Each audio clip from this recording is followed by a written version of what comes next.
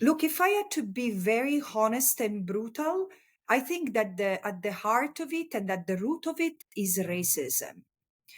Because hadn't we had racism and so the idea that there is a hierarchy among human beings, we wouldn't have had slavery, we wouldn't have had uh, settler colonialism or post-colonialism. It's just a matter of going to Australia or to Canada in the United States and see how the indigenous people, the survivors of hundreds of genocide, which have destroyed entire civilization. And it's hard for me to say that, but I think that without acknowledging the root of the problem, we cannot go forward. We cannot overcome the situation that is now afflicting the Palestinians, but also the Israelis, because I don't think they are doing any better under this regime.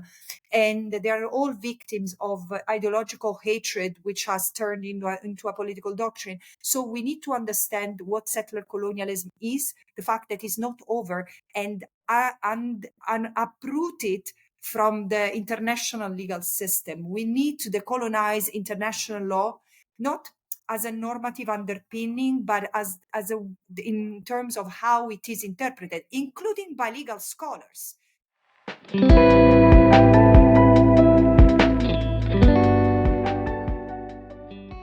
Hello, everybody, and welcome to the Opinio Juris podcast.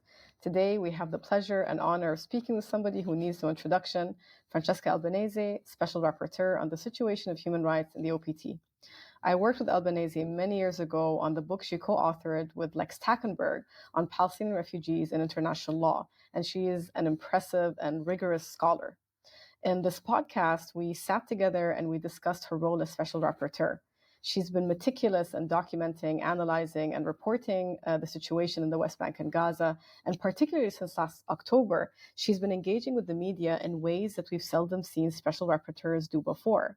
It will be obvious that Albanese is moved by a deep sense of responsibility and justice. She is both hopeful and critical. We discussed her reports prior to October of last year, and we delved into the almost impossibly high standards adopted previously by the ICJ in Bosnia v. Serbia and in Croatia v. Serbia for genocide, as well as the dissenting opinions that criticize the standards adopted. While cautious, Albanese shows how finding of genocide is possible given the overwhelming evidence. We also discuss the ICC, the charges against Netanyahu and Gallant, and Albanese was hopeful that other charges could be added later on given the gravity of the crimes being committed in Gaza. Now, what makes Albanese's role different to previous special rapporteurs has been her engagement with the media, which she sees as necessary. Indeed, without this engagement, international law and public discourse is often co-opted. So in today's episode, we'll be asking Albanese about her work as Special Rapporteur, her long-standing engagement with the issue of Palestine, and her thoughts on the potential of the current legal proceedings at the ICJ and the ICC to help bring Israel to account, particularly for genocide. Without further ado, Francesca Albanese.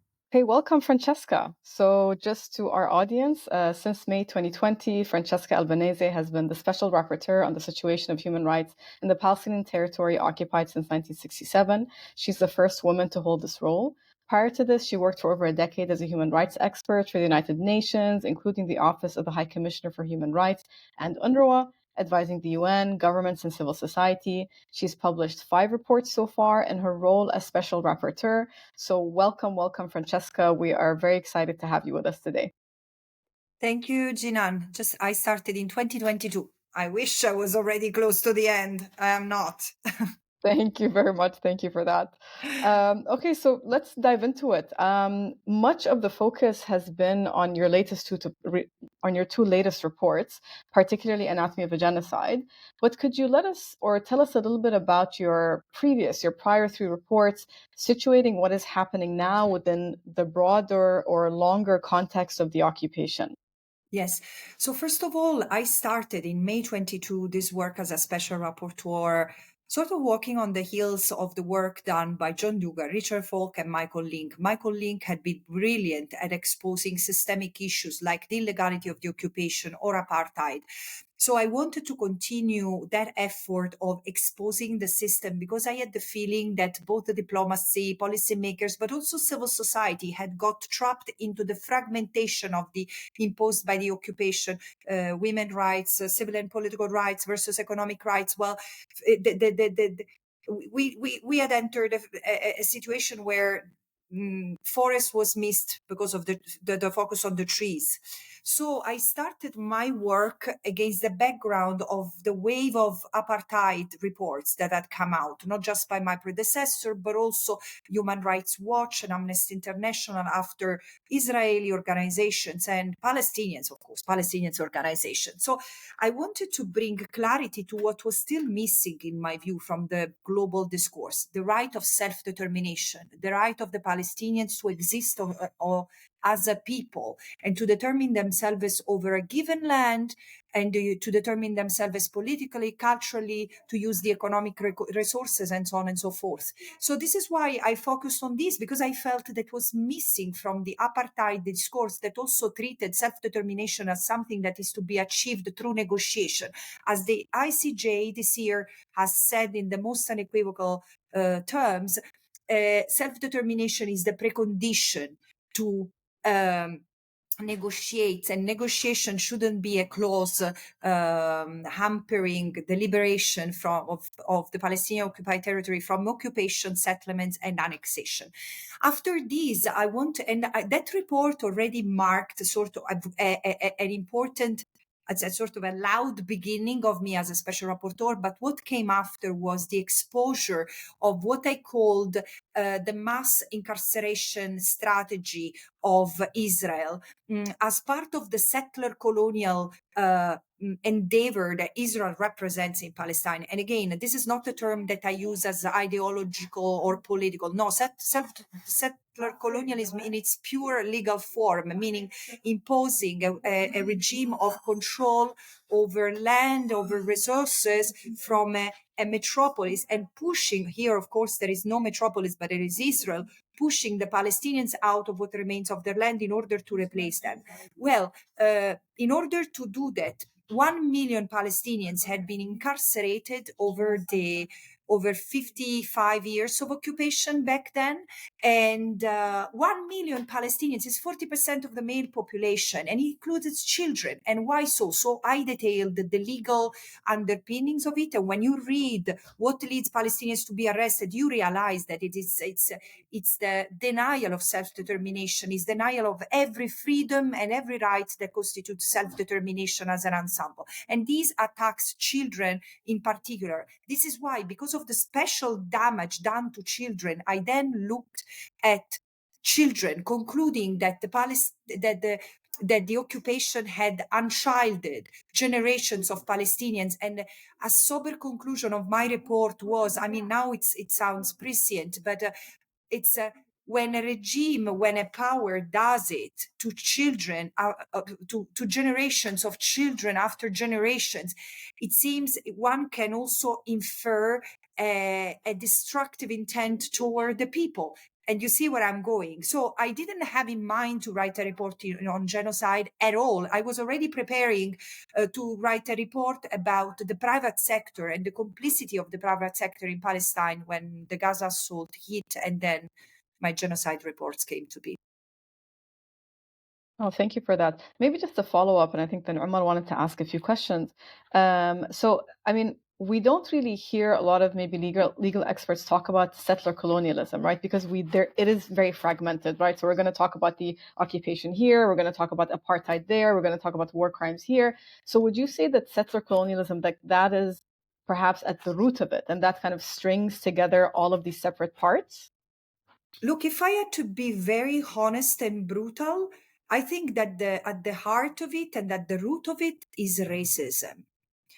Because hadn't we had racism, and so the idea that there is a hierarchy among human beings, we wouldn't have had slavery, we wouldn't have had settler colonialism or post-colonialism, which, by the way, there is nothing post about settler colonialism. It's just a matter of going to Australia or to Canada in the United States and see how the indigenous people, the survivors of hundreds of genocide, which have destroyed entire civilizations from Turtle Island. This is the name that the land has for the Native Americans and the Inuit, the Métis, the First Nations, or Australia. I mean, you can see how devastated and how traumatized these people are. Even when they emancipate themselves, they do not enjoy the right of self-determination, meaning their recognition as people, and so having at least full minority rights, but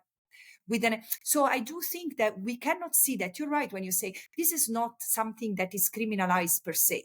But why not? Because this is the original sin of the part of the world I come from. And it's hard for me to say that. But I think that without acknowledging the root of the problem, we cannot go forward. We cannot overcome the situation that is now afflicting the Palestinians, but also the Israelis, because I don't think they are doing any better under this regime. And they are all victims of ideological hatred, which has turned into a political doctrine. So we need to understand what settler colonialism is, the fact that it's not over, and uproot it from the international legal system. We need to decolonize international law, not as a normative underpinning, but as in terms of how it is interpreted, including by legal scholars. Because legal scholars, and then this is maybe for another question, but legal scholars are part and parcel of this, because they procrastinate the fragmentation, they replicate the fragmentation you're talking about. Thank you for that. I think, Mohsen, you wanted to ask some questions? So I'd like to push you a little bit further on the genocide issue then, Francesca. And I want to point to a recent post in Opinion Juris by Lina Salame, who you may know. She argues that the Genocide Convention is in fact unhelpful. And she says it creates this unnecessarily high, almost even impossible threshold. Do you agree with that argument? And if not, what are your thoughts on the genocide? Look, no legal instrument that was produced in the immediate aftermath of World War II is immune from what I would say the colonial influence, right? What Raphael Lemkin had in mind, I mean, Raphael Lemkin knew that the let's say the birth environment of genocide was settler colonialism, and that many genocides had been committed in the course of European settler colonial history. However, that the definition of genocide that Raphael Lemkin had in mind, which included political and cultural destruction, was not captured by the Genocide Convention. So yes, I agree that this is a limitation. And it's also true that, I don't know if this is the argument Lina makes in her post, but it's also true that the Genocide Convention is a mix of criminal elements, criminal law or criminal proceeding elements, and state responsibility, because it brings the threshold for criminal responsibility, which is clearly high in order to guarantee due process for trial standards, into an instrument which is geared also to assess state responsibility. However, my point today is that the Genocide Convention per se would suffice to stop what is ongoing in Gaza if it were applied to its purest meaning, which is aiming to prevent, then stop, and then punish genocide. But there is this confusion about what constitutes intent, which is which is, for me, it's to attribute to lack of will and bad faith of policymakers and their legal analysts, rather than what is something that is inherently problematic in the Genocide Convention. So let's push a little bit then on this idea of bad faith. And I'm wondering, do you think the ICJ will expand its standards of proof? We know that many states argued for this in the Gambia v. Myanmar. Yeah, look, I really think, because eventually you can be an eminent jurist and still have a limited understanding of the world you live in. And why so? Because again, we in the West are affected, dramatically affected by colonial amnesia. I had to hit my head against this when I was 28 and finally ended up at SOAS, and I understood that international law had been used to justify the stealing, the grabbing of land, the subjugation, the submission of entire nations and people. So it's not that international law comes out that innocent or clean hands at the historical scrutiny. And also, I think, look, I keep on saying that I would like to write a book at a certain point, Koskiniemi's Nightmare, about the way legal scholars have been able to fragment, in the pursuit of rigor, the protective function of international law, which only expresses itself in the holistic interplay of the various components of international law. Instead, what happens today is that the various branches and the various specialists do not necessarily talk to each other, do not necessarily understand the discipline of the other. So international humanitarian law is completely separated from human rights law. But is it possible when at the center is the human being, human life, individual or collective life that is to be protected? And the same thing, there is an attempt to depoliticize the law when we know that human rights are the tools to vindicate our claims, to improve the society we live in, to make sure that it protects us and it doesn't afflict us. So why do we keep the law a foreigner to anthropology, to sociology, to economics? So this is a limit of our time, and I don't know how in good faith it is, but we need to stop it. So sorry, it was a long answer to tell you. It's also possible that the judges did not necessarily understand all the component of, I mean, there were so many good arguments that were made, especially in Croatia versus Serbia, that the judges seemed to agree with, but then they didn't. It's even the part of the judgment, I'm sorry to say, but even look contradictory. And this is why in my last report, Genocide as Colonial Erasure, I said this is the first settler colonial genocide to ever be litigated before an international tribunal. And the court cannot miss this again, cannot miss the forest for the trees, where we have genocide shouldn't have been committed because of the checks and balances that exist in a state. And instead, even genocidal incitement was not punished by anyone, was tolerated, was not even investigated and prosecuted by the Israeli judiciary. So you see what I mean? The court will have to consider the context and the history of that conflict. I'm going to ask just one quick question then on colonialism and hand it over then to Omar. So you speak about decolonization and you speak then about international law's colonial roots. And I'm reminded of something that Cepo Madlingozi said. Some things cannot be decolonized. Do you think international law actually can? Look, I mean, international law is not a statue in a museum. International law is a human product. So yes, of course it can. Let's bring it forward. But don't you think that it started, the decolonization of international law has started because the recognition of the right to resist, for example, of national liberation movements, or the recognition of the right of self-determination as foundational to all other rights. Then the point is, that, in my view, that the right of self-determination is not even understood. Because again, it has been reduced to a question of statehood, which is a Western concept. And it's so nonsensical. If we only took the possibility to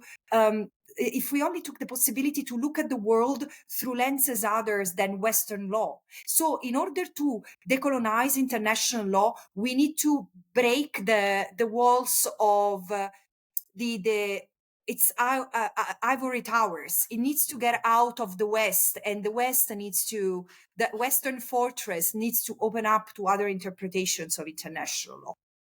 Thank you. So let's rewind a little bit here, because the question was initially about the insufficiency of the legal instruments we have, right? And so then, what about the genocide in Palestine? The situation hasn't really improved at all. We have had the ICJ issue provisional measures, but Israel hasn't relented. And actually, it's arguably gotten worse, even in terms of the language that you see some public officials use, and not to mention then the brutality with which violence is dispensed with total impunity.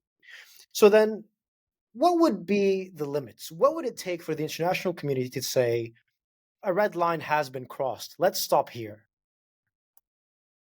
Yeah, because again, I don't think, the more I think of it, while I'm not naive, and I'm not starry-eyed about international law. I know of its limits, and at the same time, I'm someone pragmatically. I try to look at everything that is good in the system we have, and what I see, the system, like the international legal system, in terms of norms and in terms of mechanisms, is not the worst we could have in 2024. The point is that it's made useless by the lack of compliance with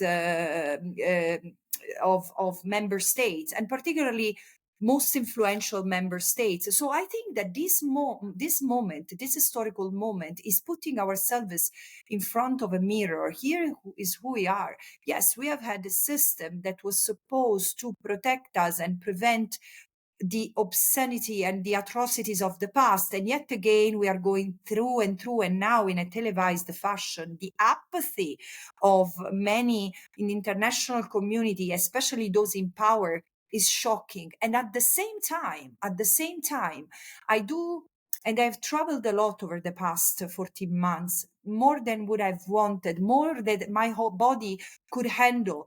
And I've met thousands and thousands of people, especially young people, coming to my lectures, my talks, my meetings.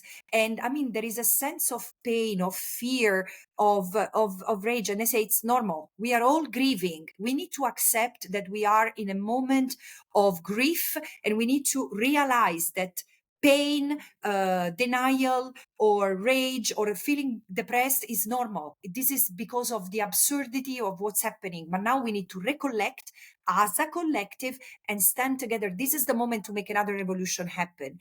We wouldn't be here had any been, as I often say, for the anti-slavery movement, or think of how the life of how many women have been sacrificed because of our struggle for equality, for voting rights, for being able to work. How many of us have been thrown in psychiatric hospitals, in jails, burned and raped? So the struggle for self-determination, for better human rights is an ongoing one. And we need to situate ourselves with a clear mind and decide, what do we want to do? Do we want to sit idle and see this happening and even growing? Because this is going to further embolden the hubris of those in power, to crush us individuals even more.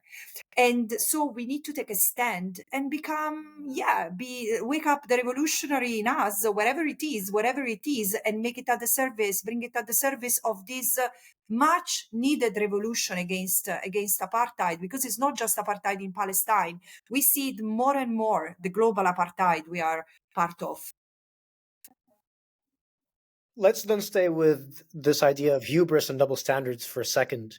The pretrial chamber finally issued the long-awaited warrants, the arrest warrants. Some of us had lost hope. Some of us didn't expect this to actually happen. What was your immediate reaction, and did you expect this to have any effect whatsoever?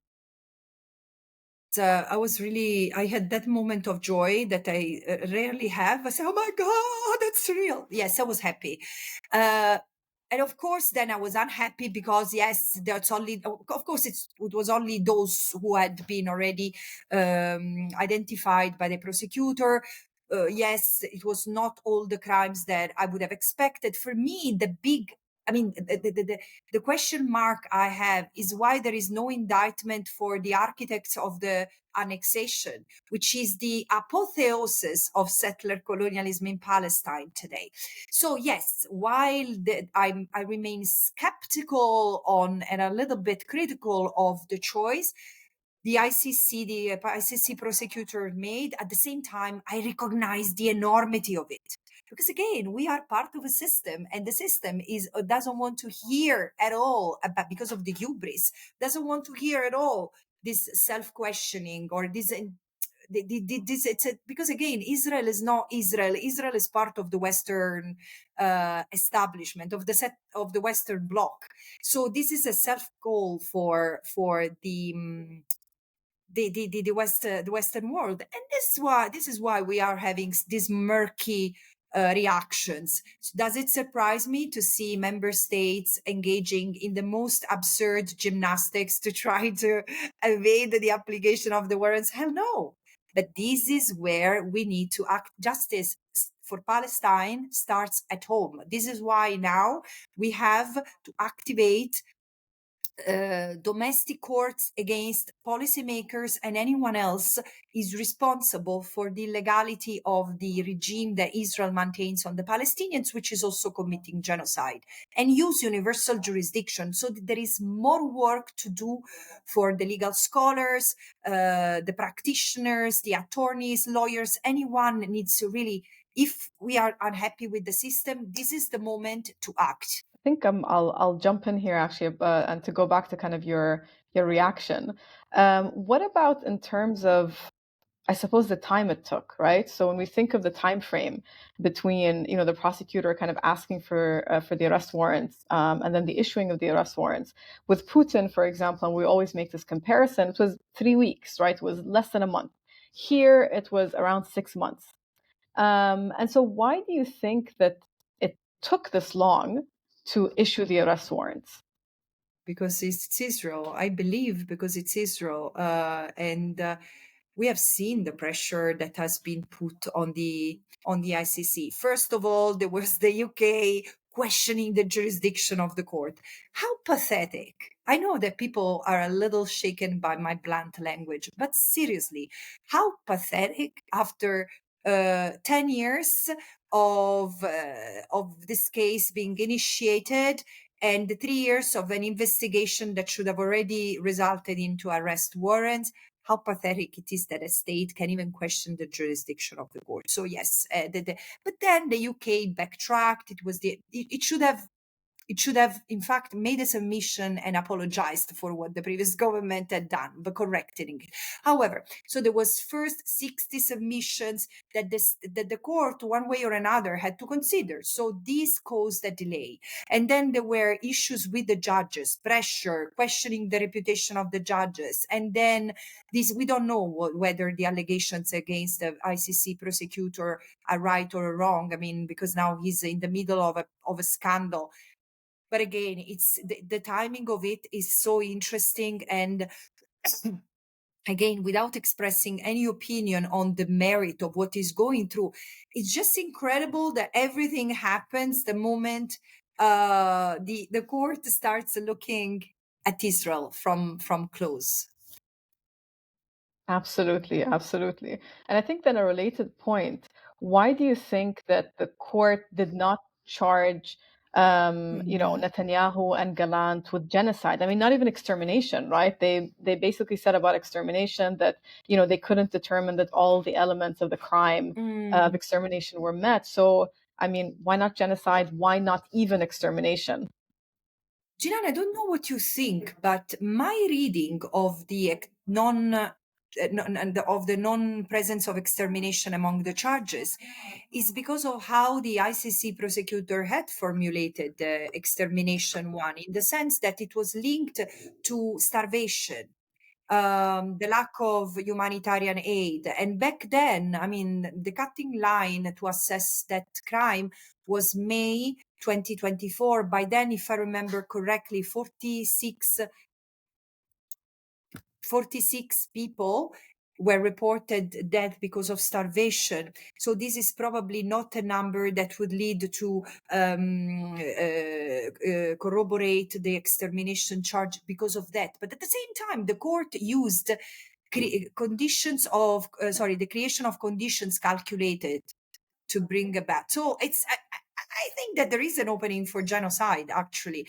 The language that has been used is powerful. And for me, it's good enough to keep going. The point is that again, look at the reaction of these member states. These member states in the West who have, by the way, an obligation to investigate and prosecute genocide people responsible for genocide or other crimes by themselves. I mean, they are even trying to hamper the work of the court. It's I keep on saying, how do we Sicilian call that system that puts friendship above the law?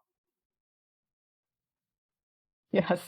Actually, I mean, interestingly, I mean, we know that the ICC can also add charges later on, right? And this is what happened, I think, with the al-Bashir case. Like initially there wasn't a charge of genocide, then it was appealed, and then the charge of genocide was actually added. So perhaps we'll see that here.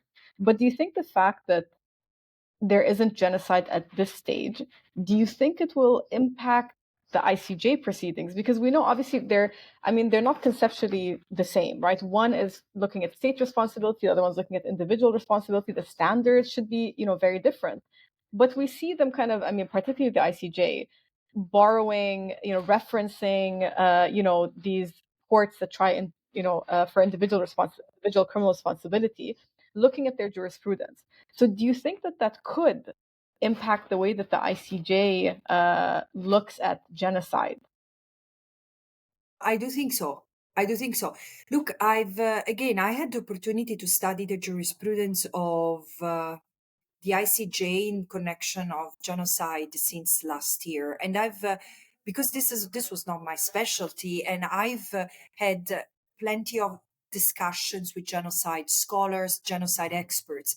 And it's interesting because the legal experts didn't have an issue. I mean, there was one who said it's so ostentatious that you cannot miss this genocidal intent. But what I know is that even among the judges of the court, there were dissenting ones when it came to intent. Because again, and especially there are two judges that I quoted, Trindade and another one, Bendari, Judge Bendari. I mean, they formulated in their opinions a clear a doctrine to understand something that is broader, because genocide is again a very insidious crime. Surely is a very insidious crime to prove, but it's also a very insidious crime to commit in 2024, right? Because especially in a state that calls itself a rule of law system and is projects itself as the only democracy in the Middle East because of the separation of powers, the executive, the parliament, and the judiciary.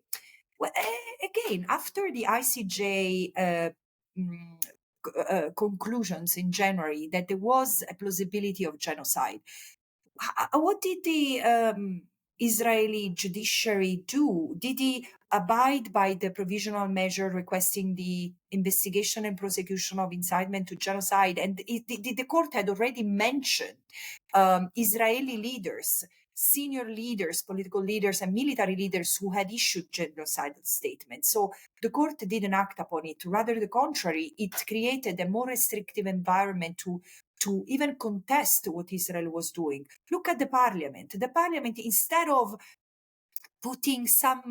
pulling the brake, has even increased, further nourished that environment that has become so coercive. I mean, they were even defending the right to rape the Palestinians inmate. And this is not an act of a genocidal act of infliction, severe bodily or mental harm on a scale that is enormous. There are thousands and thousands of Palestinians who have been arrested and detained, many we don't even know the fate of.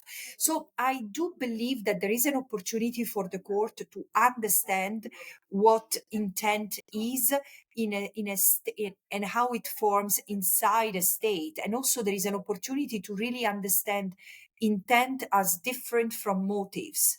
Because motives can be many, but shouldn't be confused with a mindset to destroy. And this is intent, is not the why I want to destroy. The court shouldn't care with the why Israel wants to destroy the Palestinians. We are telling them because Israelis are telling them because they want the land that God has given them and the Palestinians are an obstacle. So this is the bigger why.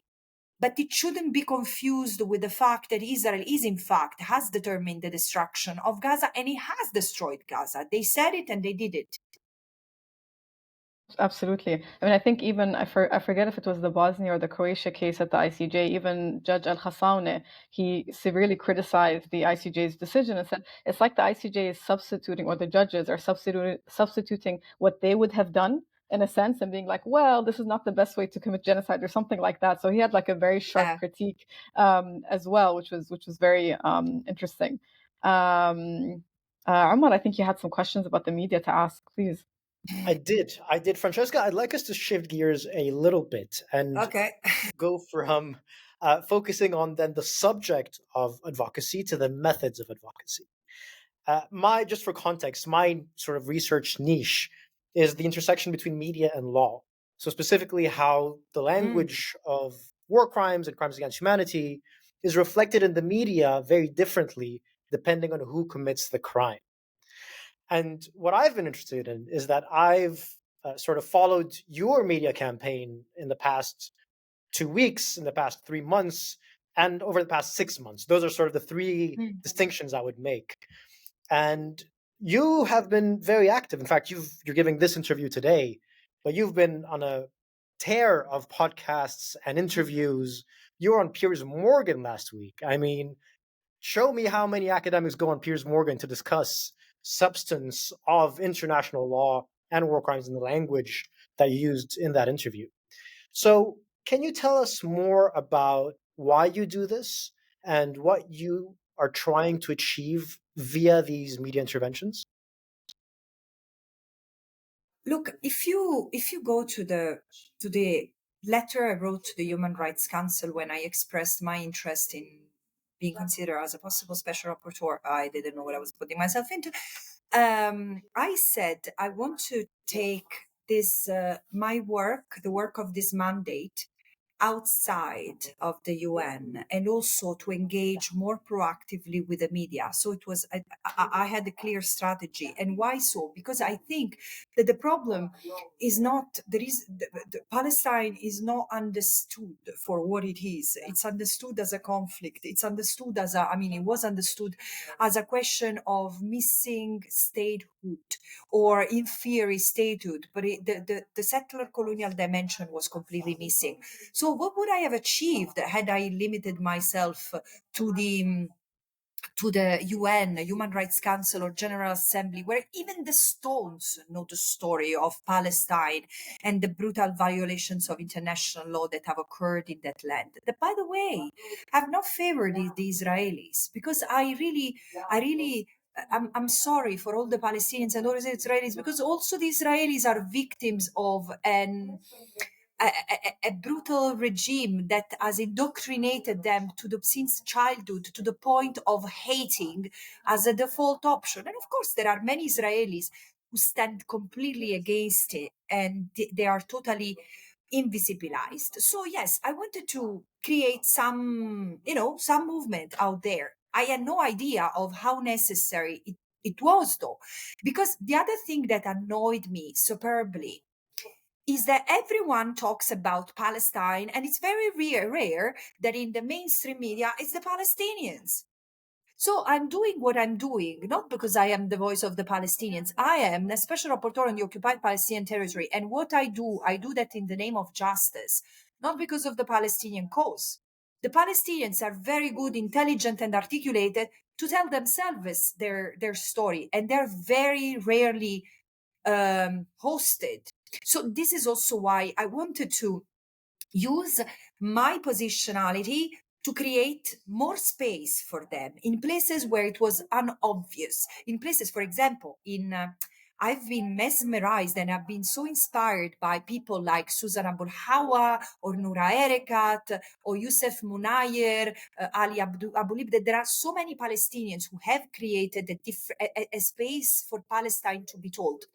But in Europe, it's not so. So I wanted also to use my being European to create that. And then, of course, it has taken a life on its own and taken me Yes, even to Piers Morgan. I mean, I was so sad after the interview because I felt that I had done such a poor job. No, it was a poor job because if you look at it, I was not able to. It took me a long time to explain things regarding the use of force. When normally I'm very sharp on that, and I've confronted media over and over with that, so I know how to explain self-defense and lack of self-defense in 90 seconds. And that night I was tired, and also I was probably intimidated by Piers Morgan. It was okay, but I would have done much better. But again, this is just to say I'm not a media person. I don't do that because this is my talent. I do that out of necessity because I cannot.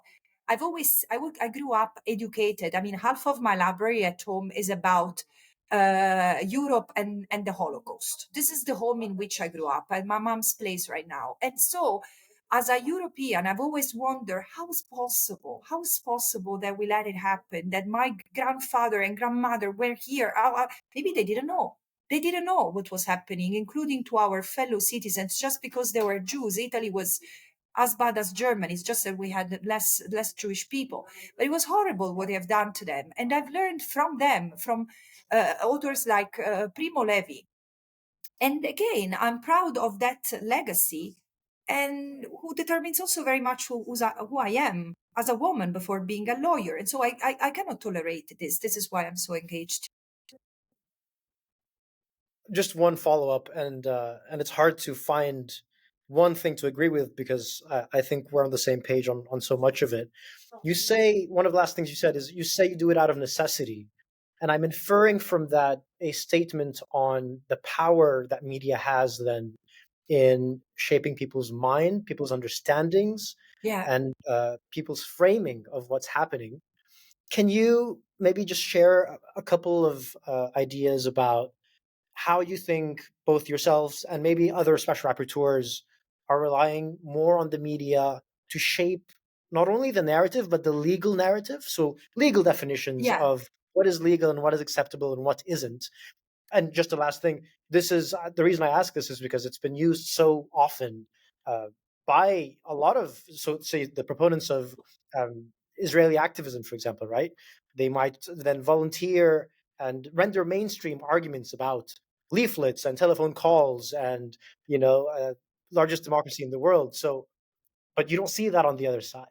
So No, that's why your media activism is exceptional in that sense. yeah, So can they you tell create us? a narrative, absolutely. And I look, it has taken a toll on me to confront the racism. There is also something that is very annoying. It's the posture, no, and not the typical ignorant Western journalist. I'm not saying in the bad faith; it's just ignorant, right? It's not a moral judgment, but would ask questions that are leading questions that have already cast a judgment on what they see as sides, both sides. And already when you say, look, but I want to correct the false equivalence that you are bringing to the fore, because, and then you immediately are challenging them, their authority, what they know, and the interview often becomes confrontational because they don't know. And they have the arrogance, they have the hubris of talking of another part of the world they know nothing about. While people in the global south, one way or another, they're forced to know our history. They study in many former colonies, they still study European history. So sometimes I realize that I know less about other countries in Europe than mine, than an average now live in Tunisia, where people are extremely well educated. And I say, my God, how come they are so good? Because they study our history, and we don't study. I mean, we Europeans don't necessarily study other people's history, let alone the fact of, let alone colonialism. And again, you shouldn't underestimate the link between the hubris that we carry, the arrogance that we carry as an armor, and this amnesia. So I think that and if you have, I keep on thinking that, although I wouldn't know whom to propose this to, but this is such an important moment to study the role of the media in this genocide for legal scholars, because there is there is reference to the role that media played in to foment the genocide both in former Yugoslavia and in Rwanda. Now, those precepts, those analytical tools should be used to screen what Western media have done. And again, I think it will be a full, the title of this could be J'accuse, in the sense that it would be such an exposure of the limitations, the bad faith, the mistakes, the racial stereotypes that have been carried out. And this is not even new, you know. I was reading a book by an Italian historian which is really good, Gaza in Front of the History. And he has a chapter, and so Professor Enzo Traverso, criticizing the media, but also bringing back statements from the early 1900s. So how the Jews were projected in European media, and how those who defended the Jews were treated. We shall not forget. This is why I keep on bringing back to the Holocaust over and over, and not because I am a revisionist or I'm for Holocaust inversion. No, it's just because we are nothing if we don't learn from our past. And our past resonates so tragically in our present that I feel all the movies that are being circulated, produced, all the books that have been written on the Holocaust have taught us nothing. Just as an aside, before I turn it over back to Mohsen, the point you raised is exactly the subject of my PhD research, which is an empirical analysis, actually, quantitative analysis of how frequently these terms like genocide, like war crimes, are featured in discussions about Gaza in the media, as compared to Rwanda, as compared to Ukraine, currently ongoing, and as compared to Iraq, and well, I'm sure you can anticipate the results, but also, yeah. can I go back to this? I mean, brutal, barbaric, savage. I'm not saying that what Hamas and other Palestinian armed group was not brutal, barbaric, and savage. Although my language, I'm more comfort with language like crimes, war crimes, and things that have a legal objective framework. But even with 45,000 people slaughtered in Gaza, 70% of whom are women and children, I dare you to find Western media using terms as savage, barbaric, or others. And it's so, I mean, I'm often challenged by the Israeli narrative. Excuse me, are we asking Putin about to assess or to counter what human rights monitors say about the crimes that the Russian army is committing in Ukraine? Of course not. So why should I be challenged by what Israel says, especially as Israel prevents independent monitors, investigators, and foreign correspondents to enter Gaza? I'd like to probe something that you said earlier in response to Omar. You mentioned Israelis being victims of a regime. Now, there are two things that I'd like to question you on. First, the use of the term regime. And I say this because we've seen a lot of attempts to scapegoat Netanyahu. And if Netanyahu wasn't in power, this wouldn't have taken place. But of course, we know that apartheid and occupation and the Nakba, all of that preceded Netanyahu. And Netanyahu may have decided he was going to intensify it. But we know that this was the same under Barak, and it was the same under Sharon, and it was the same under Rabin, and the list goes on and on. So this is where I'm wondering, is the problem really a regime, or is the problem the ideology that is fueling the regimes that we've seen, the consecutive regimes? Yeah. And that, of course, I'm necessarily drawing attention to Zionism, because you were speaking about racism, and Zionism is a racist, ethno-chauvinist ideology. I understand. I mean, I know that you probably, there is a word missing in what I say, because by regime you understand a government or an administration, but the regime is also a way of organizing and managing political affairs. And again, the word that was missing is apartheid regime. Israel maintains an apartheid regime, and definitely I was not referring to Netanyahu's subsequent governments or the. Look, I look at things from an occupied Palestinian territory perspective, but I'm also someone who's very well versed in the history of Palestinian forced displacement. And it's, in fact, 76 years of forced displacement. So I look at this, at what is happening from that perspective. And there has not been one single government since 1967 which has put a brake on the expansion of the colonies, which has meant more segregation, more land grabbing, more arrest and detention, more destruction of homes and in other infrastructure, more cultural erasure, and. So this is a trajectory that now it has escalated, and of course it's a regime, because the way to administer matters, political affairs, has been an apartheid one which has situated the Israeli Jews above the Palestinians. But my point is that you cannot brutalize the other without being dehumanized yourself. There is something, the moment the Israelis will recognize what they have done to people like them, to mothers and children and fathers and brothers like them and like theirs. And also, these are very young people. How venomous has the propaganda been in the life of these people, the weaponization of their collective trauma? Because there is one issue that we need to understand: intergenerational trauma. It's so obvious for the Jewish people, because it's not just about the Holocaust. These people had been expelled and discriminated and burned alive for centuries. Then they were not alone. At the same time, collectively, they have been so much discriminated that somewhat it's inside their DNA.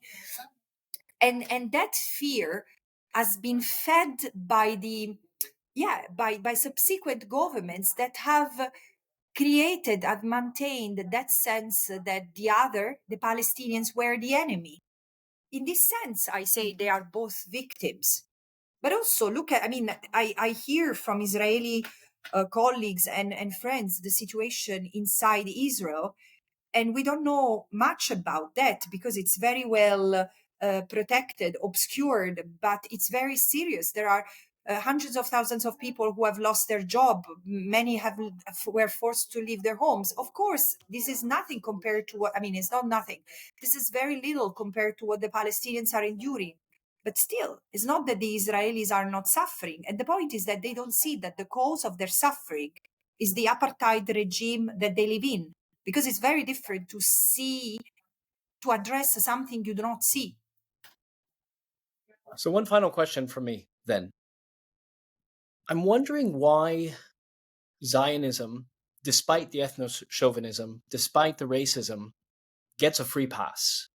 And I'm reminded of one quote, one statement from Keir Starmer, where he said, "I support Zionism without qualification."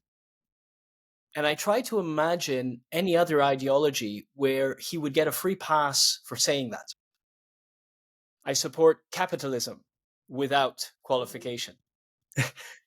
So what is it about Zionism where all of a sudden we shelve any type of critical disposition, critical examination of the nature of Zionism and how Zionism demands not only settler colonialism, but also ultimately the ethnic cleansing of the Palestinians for it to flourish, to actualize? Yeah. No, I'm not an expert on this, so I will share my 2 cents. But I remember once I was in a discussion with my colleague, the Special Rapporteur on freedom of expression, and she was saying, Zionism is an ideology. Therefore, it can be criticized as much people feel it. Of course, the only two limitations are hatred and incitement to violence in international law. As otherwise, it's free speech, and it's great to have free speech, right? I think that the reason why someone would say such a thing like I support I support Zionism, as I support any ideology without qualification, is because they don't see what Zionism is, or they attach such a value judgment and positive one to this that they see no problem. But history will judge them. No worries, it will come. And they're not even that far, because now we are in a much accelerated phase of history. The Anthropocene allows us to make the information travel. I know that more quickly and easily. I know that we are really at the bottom, seeing that we are at the bottom of a well and we don't see how to get out of it. But we will, because we will be forced to press for a change, and it will have to happen. I think that the sooner it happens, the higher the chances that we manage to save Palestinian life and Israeli life.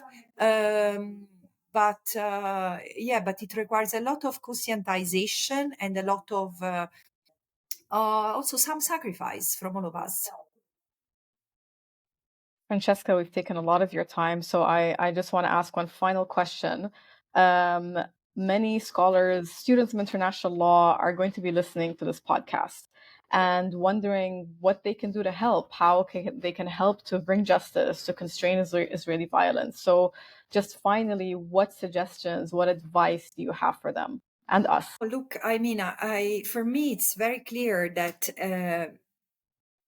so first of all, when I look at international law, the core of it for me, because maybe this is my training, my background, but it's human rights law.